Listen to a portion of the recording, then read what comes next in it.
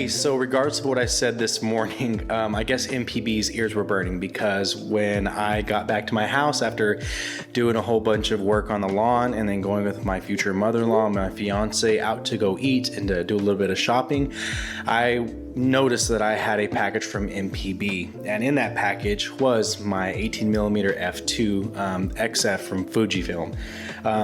Love this lens, love the size. Look at how small this lens is. I mean, it's honestly, I'm pretty sure it's a little bit bigger than the 27 f2.8, but not that much bigger. Great quality lens. It makes beautiful images. 28mm focal length was just one of my favorites. But I've had people ask me about why I prefer the 18mm f2 over the 16 1.4. In fact, I actually sold my 16 1.4 after I had my 18mm f2 for a while, and so I thought about it and I tried it on. So I put this lens on there and I realized just how much I completely love the 28mm focal length, because I've always worked with that. On my Sony, I had the 28mm lens and I've always had a 50mm lens. When it comes to Canon, I had a 28mm and a 50mm lens. When it came to Olympus, I had a 28mm effective focal length and a 50mm effective focal length. I've always loved those two focal lengths, and so I realized that I just love the point of view from this, and there's a few reasons why. And so I'll go over those, and this is just an initial talk on why I love this lens. I'll go a little bit deeper into it in another video whenever I go out, and I'm going to take more photos with these because I shoot different than I did a few years ago.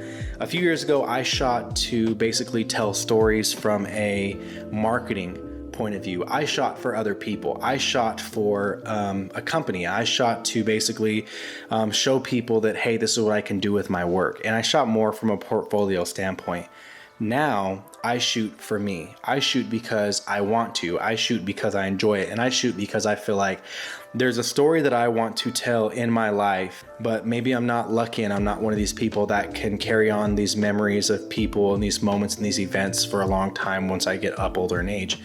But I'll always have these photos. There will always be the proof and the memories and the feelings that come with photos. And the photos from this lens and this focal length are some that have always been some of my favorite. So the reason why I love this lens so much, and I had the 16mm 1.4 and the 18 f2 at the same time, they're for different purposes. The 18mm f2 sat majority of the time on my XE3. I had an X Pro 1, XE3, and an XH1 all at the same time.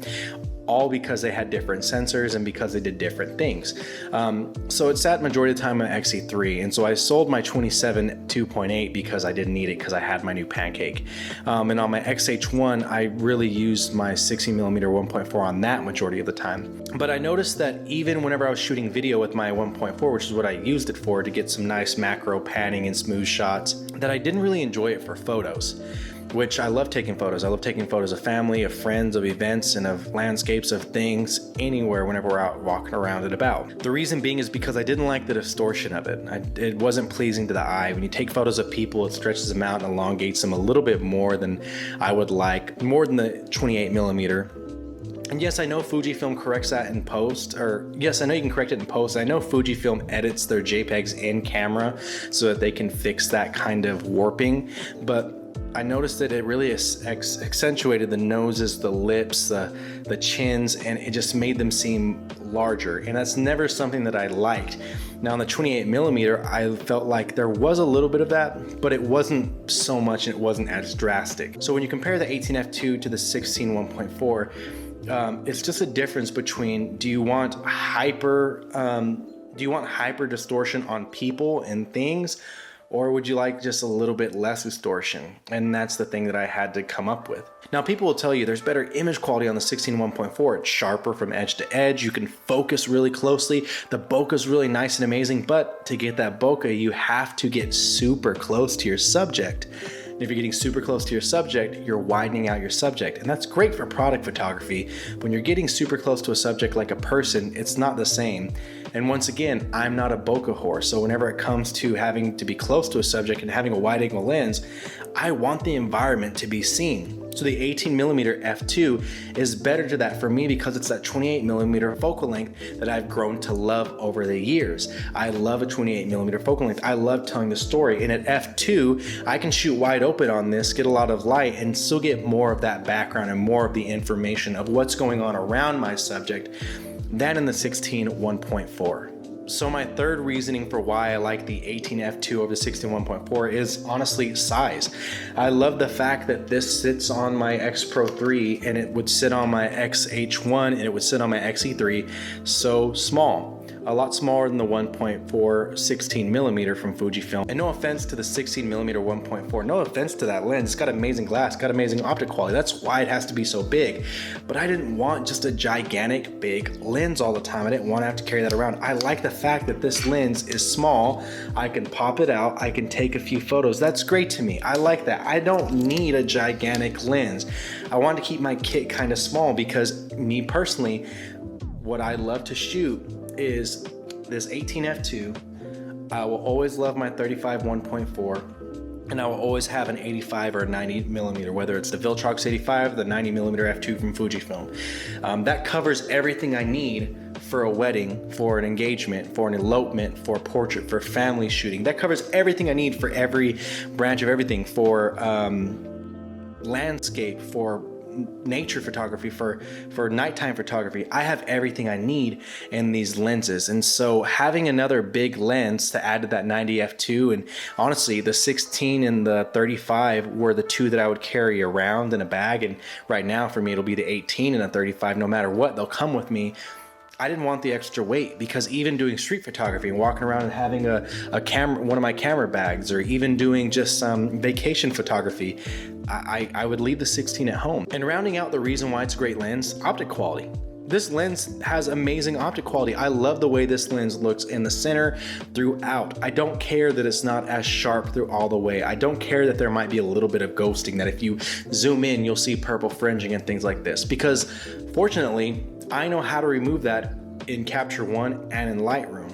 I know how to move that in post. I also know that if I'm putting a film simulation on it, I'm not gonna see too much of it whenever I send that to my phone, to my iPad, to whatever, to upload to social media or to send to family and friends. So yeah, there's many reasons for me liking the 18mm f2. The size, it's how much distortion do you want? And it's the optic quality. You know, and once again, I just gotta say, when it comes to, you know, the 16 1.4 and the 18 f2, you really have to ask yourself, do I need the extra light and do I want it? And am I going to be using the 16 millimeter for, well, what? And how often am I gonna shoot it? I can justify this 18 millimeter over either of those 16 millimeters. Why? Because I'm gonna put this on camera bodies. I'm not gonna put my 16 millimeter on and go out with me and my fiance when we go out on the weekends to go try different coffee shops or to go try different taco stands. I'm not gonna bring the 16 2.8 whenever I go out with her, because I don't like that focal length and I feel like it makes her look super duper wide and weird. I like to get a little bit close up sometimes. But you know what I am gonna bring? I'm gonna bring this. I'm gonna bring this 18 f2 because I can put this on my camera in my Peak Design bag, or I can sling it around my body and bring it up and I can shoot. And I like the focal length. I like what 28 millimeter gives me, the story that it tells. I like the amount of distortion on it. I like the weight of this lens and how easy it is for me to pick up and shoot. I like the way it doesn't get in the way of my rangefinder. I like the optic quality of it. I like the way it looks. I like the way my photos come out. I like the way it gives me a documentary feel more than this wide angle feel. And I understand, you know, documentary style photography is subjective.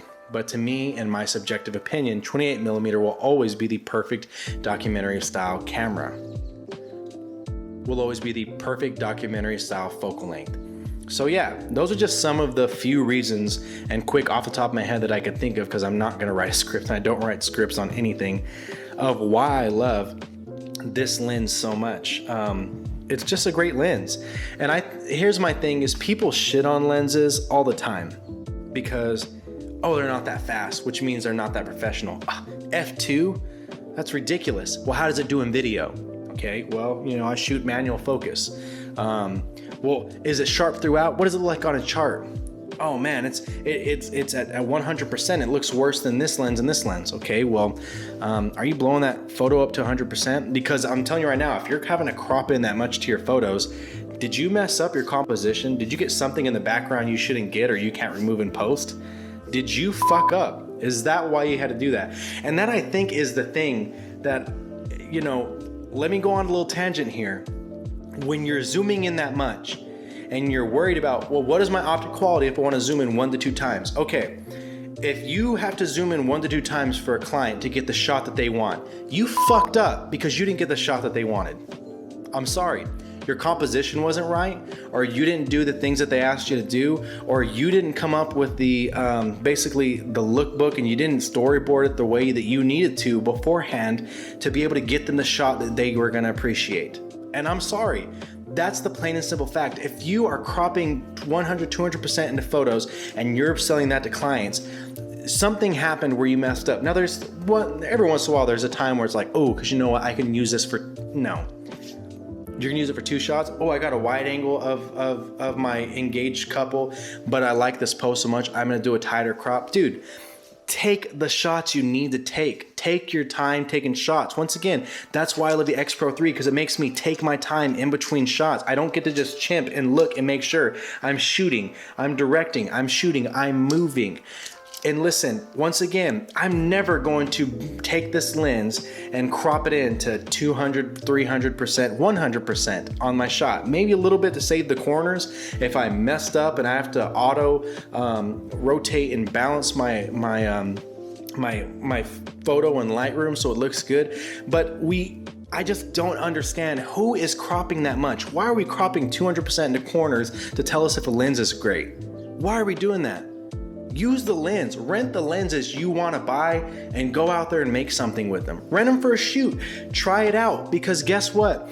Here's the worst thing that can happen that I've done multiple times. I've invested in the 16 1.4. I invested in the 56 millimeter 1.2. I invested in the 82.8. I invested in the 50 to 140 and I hated them all. I didn't like them. I didn't have any use for them. I had maybe 1 to 2 uses for them, and then from there it was a waste of money. You have to, as a creator, you have to, as a photographer, protect yourself from bad decisions and protect yourself from bad financial decisions, because nothing will sink your dream of being professional in what you want to do than not having the money and the allocated resources to be able to fulfill and chase that dream correctly. So don't spend money on the 16 1.4 if you're not going to do 16 1.4 things with it. If you want a landscape lens, look up what landscape lens would be best. Don't buy the 16 1.4 because you saw a YouTuber focus up really close to a Lego and talk to you about how good the bokeh is. Are you going to be doing portraits with a 24 millimeter focal length and you think a woman's going to be happy and a dude's going to be happy with their engagement photo where their faces look even wider than they usually are? You have to think these things through. So yes, I do like the 18 millimeter f2. I will buy it used and cheap. Why? Because this works for me and it works in my workflow, and I've tried it over and over and over again and I know I like it. I'm not gonna buy the hype into the 16 1.4 again. Why? Because I tried it, I've had it, I've owned it, and I didn't use it. I wasted money on it. Don't waste your money on the things that people tell you make you a professional. Be professional with what you have. So I choose the 18 millimeter f2 every day over the 16 millimeter 1.4 and the 16 millimeter f2.8. Not because people that choose that lens are dumb or they're just copying people, and not because they're bad lenses, but because for me, this pays the bills. This gets the job done, and this is a lens that I will put on my camera over and over and over again. Why? Because for me, it works. Not because it worked for someone else, not because it got great reviews on DP Review, because work with the gear that makes you feel like creating. And that's what I'm choosing to do. I hope that helps some of you. I hope that makes you feel a little bit either justified in your 18 millimeter purchase or justified more in your 16 1.4 purchase. It doesn't really matter. Shoot with the gear that you want to shoot with. I'm just one guy with an opinion on YouTube who's got 44 people who are dumb enough to click subscribe. And if it stays that way, that's good. I'm fine with just venting on here and talking to myself. But as a consumer, don't shy away from this lens. Badass lens, great photos out of this. I can't wait to take more photos with street photography, with family, with friends over the next couple of weeks so I can give you a full review on this and why in 2021 the 18 millimeter f2 is the wide angle documentary lens that you need in your kit. Have a good one, man.